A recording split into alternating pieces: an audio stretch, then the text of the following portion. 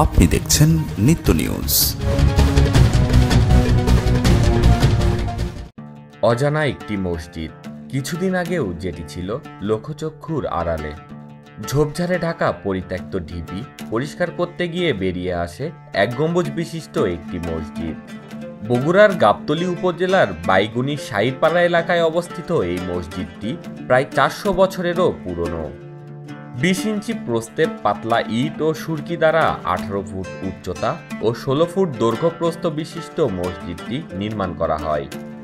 স্থানীয়দের প্রচেষ্টায় প্রায় 4 বছর আগে মসজিদটি দৃশ্যমান হয়। ঝোপঝাড় পরিষ্কার করে নামাজের ব্যবস্থা করা হয়। নামাজ আমরা ঠিকঠাক করে শুরু করছিল আর কি, কয়েক মাস নামাজ হতে লোকজনও আসছে, বহু আসছে, লোকজন আসে দেখে গেছে, জায়গা বসা দিয়েছে, দান খায়াত করছে। এই টিউবওয়েল আসলো, টিউবওয়েলটা চুরি হয়ে গেছে। এখানে কি প্রত্নতত্ত্ব বিভাগ থেকে কেউ আসছিল? হ্যাঁ, সরকার থেকে লোক। একদিন বৃষ্টি হলে সপ্তাহখানিক ধরে ছাদ থেকে ফোঁটায় ফোঁটায় পানি পড়লে নিয়মিত নামাজ আদায় করা সম্ভব না হয়, আবারও বন্ধ হয়ে যায় নামাজ আদায়। চুনসুরকির এই মসজিদটিতে ইমাম সহ 8 থেকে 10 জন নামাজ আদায় করতে পারেন।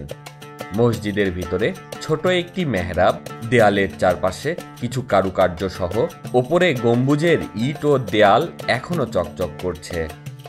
এই জায়গাটার মধ্যে আল্লাহ লেখা ছিল, ঠিক আছে। এটা মসজিদের পশ্চিম সাইডে মিনার, এখানে মনে করেন ভিতরে বসতে খুতবা দিত। শ্যাওলা, লতা, গুল্ম সহ বেশ কয়েক প্রজাতির গাছ জন্মেছে মসজিদটির ছাদ ও দেয়ালে।